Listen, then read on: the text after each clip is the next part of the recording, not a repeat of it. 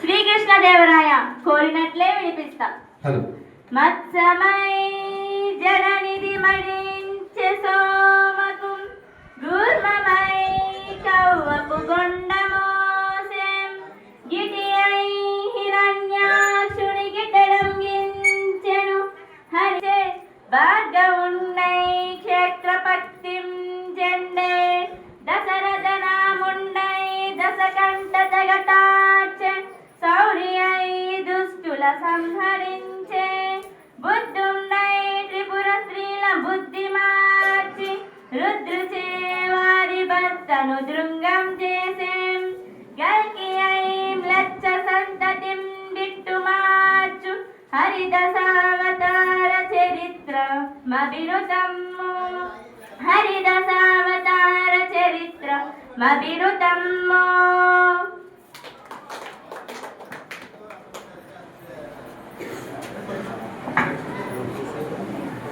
మత్స్యావతారాన సోమకాసురుని చంపాడు. కూర్మమై మందరగిరి మోసి పాలసముద్రం చిలకడానికి సాయమయ్యాడు. వరహారూపంలో హిరణ్యాక్షుని చీరాడు. నృసింహమై హిరణ్య కశిపుణ్ణి చీల్చాడు. వామనుడై బలిని పాతాళానికి పంపాడు. పరశురాముడై రాజుల దర్పాన్ని కూల్చాడు. శ్రీరాముడై రావణుని వధించాడు. శ్రీకృష్ణుడై దుష్టులను అంతం చేశాడు. బుద్ధుడై పురస్త్రీల బుద్ధిని మార్చి శివుడి చేత త్రిపురాసురుని చంపించాడు. కల్కిగా నీతిహీనులను కూల్చాడు. దశావతార చరిత్ర మనోహరమైన సీసంతో సభాసదులను అలరింపజేశావు. బలా సూరణ బల. అభినందన స్పందన వందనం ప్రభు. మహాప్రభు, వచ్చే దారిలో ఒక జానపదుడు ఒక సమస్యను ఇచ్చాడు. మీరు అనుమతిస్తే మీకు ఇస్తాను. మీకు మాట ఇచ్చాను కదా, కానివ్వండి. ప్రభు, అందుకోండి. అందరూ నందరే మరియు నందరూ నందరే అందరందరే. దీనిని పూర్వం చేయండి.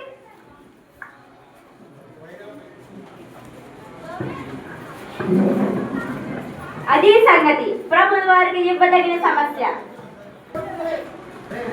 అష్టదిగ్గజ కవులారా, నా కీర్తిని దిగంతాలకు వ్యాపించేయాలన్న మీ కుతూహలానికి సంతోషం. పూరణ కావిస్తాను, ఆలకించండి. కొందరు పాండితీ ధనులు, కొందరు నాగరకుల్ వదావదుల్, కొందరు చాతురీ ప్రియలు, కొందరు నీతికి భూతికి సిద్ధహస్తులవు, కొందరు నాయకుల్ మరియు కొందరు గాయకులందరందరే. అందరూ నందరే మరియు నందనందరే ఎందరెందరే.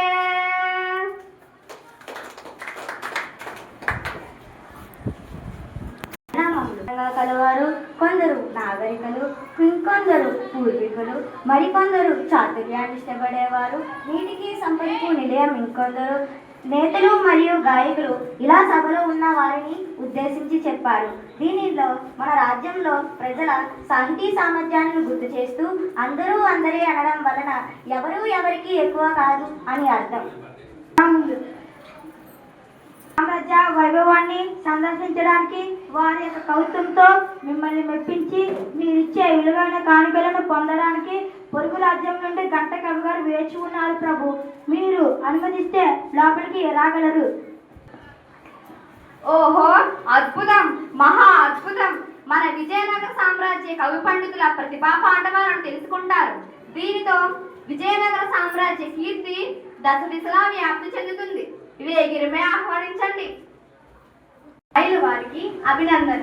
మేము ప్రక్క రాజ్యం నుండి వచ్చాము. పేరు గంటకవి. ఈ చుట్టుప్రక్కల రాజ్యాలలో అష్టదిగ్గజ కవులు వంటి అద్భుతమైన కవులు లేరు అన్న రాయలు వారి అభిప్రాయాన్ని నేడు నేను పటాపంచలు చేయదలిచాను. రాయలు వారు అనుమతించగలరా? లెస్స పలికింది గంటకవి గారు. ఈ రోజు మా అష్టదిగ్గజ కవుల కవి పాండిత్యం కలవారని నేటితో అందరికీ తెలియాలి. మొదలు పెద్దనామాత్యుల వారి వద్ద నుండి ప్రారంభిద్దాం. అబ్బో పెద్దనామాకిలు వారికే సవాలు విసిరేంత గొప్పవారా మీరు? ఏది ఈయన పద్యాన్ని పూరణ చేయండి. చిత్తం, ప్రారంభించండి. నేను రాయడానికి సిద్ధంగా ఉన్నాను. చూవట బాబా. ఏమిటి? మళ్ళీ ఒకసారి చెప్పమంటారా? చూవట బాబా తలపై పువ్వట జాబిల్లి వల్వ బూదట చేదే బూవట చూడగ నలులుక్కవట అరయంగ నట్టి అరునగు జే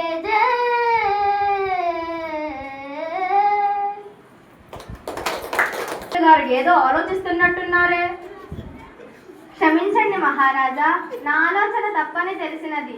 అష్టదిగ్గజ కవులు నిజంగానే అద్భుతమైన కవి పాండిత్యం కలవారు. మీ అందరికీ నా అభినందనలు. తప్పు తెలుసుకున్నట్టున్నారు కదా, క్షమాపులే. వీరి జీవనానికి కావాల్సిన దానాన్ని ఇచ్చి పంపించండి. ఈ పండితుల గారికి సకల మర్యాదలతో సత్కరించి కానుకలను ఇచ్చి పంపించండి.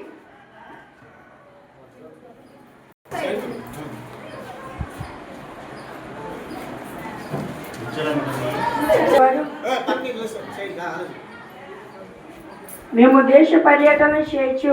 ఆయన వచ్చా ఈయన వచ్చా మీకోసం, మీ రాజ్యం కోసం, అందున మీ భువన విజయం కోసం బహు గొప్పగా విన్నాము. అందువలన నేను మీ భువన విజయం సభను చూడాలని బహు ముచ్చటపరుచున్నాను. సామ్రాజ్య కవులకే కాదు, సర్వకళలకు కూడా పేరు పొందింది. ఈనాటి ఈ సభలో రాజనత్తికి అద్భుతమైన నాటకంతో అలరించవలెను.